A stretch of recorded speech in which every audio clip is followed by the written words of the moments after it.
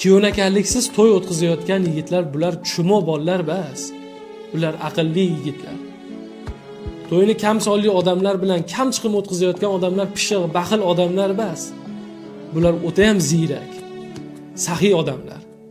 To'y kunini bezagandan ko'ra, to'ydan keyingi hayotni bezaganni afzal ko'radi bular. Shuning uchun do'stlaringiz ustidan kulmang. Bu hammani kuyovnakarligiga borib dasturxonini oshini yeb, bizga kelganda qilib bermadi demang. Agar siz shu niyatda borgani uchun boraman, borganim uchun kelyapti degan niyatda agar siz oldi berdi qilayotgan bo'lsangiz, unda siz birovlarning janozasiga ham bormang. Siz kutib yashaydigan bo'lsangiz. Shuning uchun inson hayotda to'g'ri yo'lni tanlasin. Bir kunlik orzu havasi deb butun umrli orzu havasidan kechib olmasin. Necha kishi qarz bo'lib ketyapti, katta to'y qilaman. Necha kishi boshi berk ko'chaga kirib qolyapti.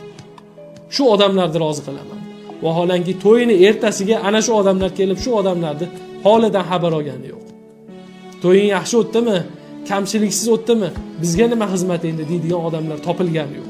Vaholanki ular sizni pishmagan guruchingizni boshqa o'rtoqlar bilan g'ajiyotgan bir paytda siz qiynalayotgan